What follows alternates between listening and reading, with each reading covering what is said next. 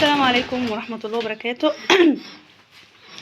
النهاردة ان شاء الله هنكلمكم على الفراخ البيضة شوية، والناس اللي عاوزة تعرف هل الفترة الجاية تجيب ولا ما تجيبش. اولا ايه الفراخ اليومين دول انا حاطه لهم لمبة بيضة اهي ماشي. بنيجي في الساعة 10 كده ولا الساعة 11 بنبتدي نفصل عنهم الكهرباء خالص ماشي. انا كنت مخليه الكهرباء عشان التصوير بس ايه، عشان يبقى معرفكم اللي انا بعمله لكم.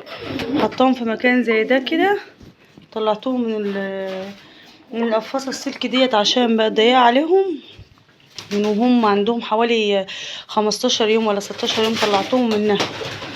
وبعدين بعد كده بنحط لهم ميه ساقعه، ولو عندك شويه ليمون او اي حاجه فريش كده تسقع لهم الميه في الوقت اللي بيبقى حر عشان هما بينهجهم. طبعا الحمد لله من امبارح بالليل لحد دلوقتي الجو ايه مرطب شويه، فمساعدهم شويه ان هما بياكلوا ويشربوا كده. بس انت ما تخليهمش ساكتين كده، كل فتره كده جيبي حاجه ونعكشيهم بحيث ان انت ايه تخليهم يتحركوا كده وياكلوا ويشربوا.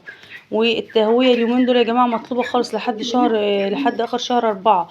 لازم تهولهم كويس علشان خاطر اللهم صل على سيدنا محمد. التهويه لحد شهر 4 عشان الجو حر خالص. كل ما هوتيلهم المكان كل ما بيبتدوا يفردوا معاك وياكلوا معاك اكتر.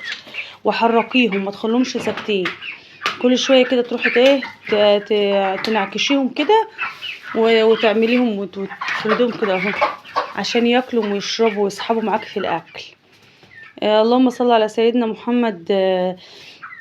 الفراخ الفترة الجاية ديت الناس اللي كانت بتسأل هتجيبي ولا مش هتجيبي، الفترة الجاية دي يا جماعة انا هنخلص الكمية اللي عندي ديت، والفترة الجاية هنريح شوية وبعد كده ايه نشوف السوق ماشي ازاي، عشان احنا مش هنجيب العلف غالي ونبيع الفراخ رخيصة ونجيب الكتاكيت غالي، يبقى كده احنا ما كسبناش حاجة وبنهدر وقت على الفاضي.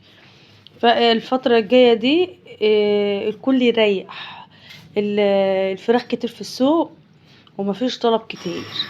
طبعا الوقت ده كل سنة ما بين العيد الكبير وما بين العيد الصغير بيبقى السحب بسيط، والناس عاملة حسابها ان الفرازلات عندها تفضى عشان العيد الكبير.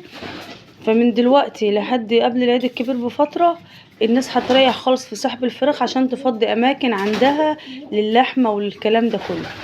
طبعا السنة اللي فاتت مفيش ناس كتير كان عندها اضحية وناس كتير سحبت فراخ بيضة. طبعا احنا الناس تشوف السوق قدامها عامل ازاي. فانا عن نفسي هنريح شويه، ولو جبت دوره برضو هنقول لكم انا جبت بناء على السوق ولا بناء على ايه. يا رب الفيديو بتاع النهارده يكون عجبكم، بس ما تنسونوش بقى في اللايك والشير وتشتركوا في القناه. والسلام عليكم ورحمه الله وبركاته.